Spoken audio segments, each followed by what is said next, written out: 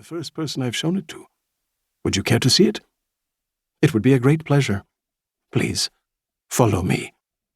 He led me through the doorway in the rear of his shop. The next room was a workshop, arrayed with devices whose functions I could not guess. Bars of metal wrapped with enough copper thread to reach the horizon, mirrors mounted on a circular slab of granite floating in quicksilver. But Basharat walked past these without a glance. Instead, he led me to a sturdy pedestal, chest-high, on which a stout metal hoop was mounted upright. The hoop's opening was as wide as two outstretched hands, and its rim so thick that it would tax the strongest men to carry. The metal was black as night, but polished to such smoothness that, had it been a different color, it could have served as a mirror. Basharat bade me stand so that I looked upon the hoop edgewise while he stood next to its opening. "Please observe," he said. Basharat thrust his arm through the hoop from the right side, but it did not extend out from the left. Instead, it was as if his arm were severed at the elbow, and he waved the stump up and down, and then pulled his arm out intact. I had not expected to see such a learned man perform a conjurer's trick, but it was well done, and I applauded politely. "Now, wait a moment," he said as he took a step back. I waited, and behold, an arm reached out of the hoop from its left side, without a body to hold it up. The sleeve it wore matched Basharat's robe. The arm waved up and down, and then retreated through the hoop until it was gone. The first trick I'd thought a clever mime, but this one seemed far superior, because the pedestal and hoop were clearly too slender to conceal a person.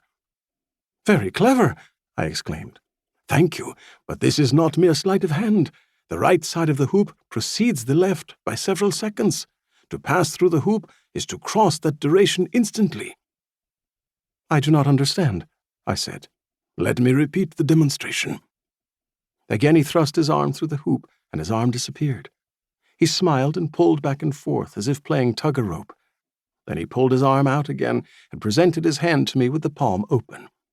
On it lay a ring I recognized. "That is my ring!" I checked my hand and saw that my ring still lay on my finger. "You have conjured up a duplicate." "No, this is truly your ring. Wait." Again an arm reached out from the left side. Wishing to discover the mechanism of the trick, I rushed over to grab it by the hand. It was not a false hand, but one fully warm and alive as mine. I pulled on it, and it pulled back. Then, as deft as a pickpocket, the hand slipped the ring from my finger, and the arm withdrew into the hoop, vanishing completely. "My ring is gone!" I exclaimed. "No, my lord," he said. "Your ring is here."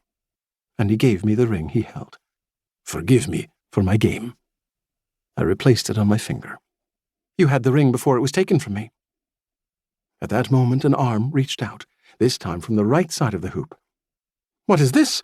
I exclaimed. Again I recognized it as his by the sleeve before it withdrew, but I had not seen him reach in. "Recall," he said.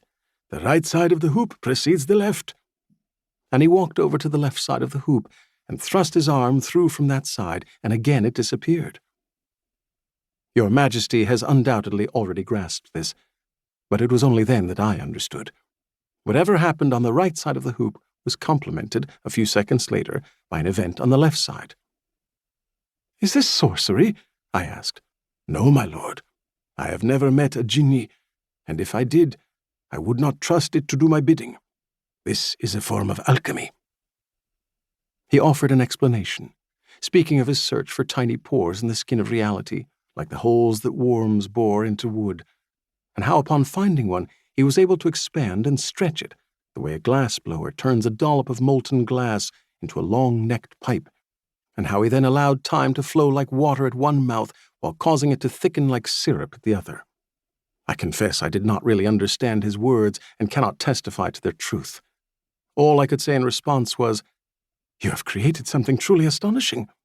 "Thank you," he said, "but this is merely a prelude to what I intended to show you." He bade me follow him into another room, farther in the back. There stood a circular doorway, whose massive frame was made of the same polished black metal, mounted in the middle of the room.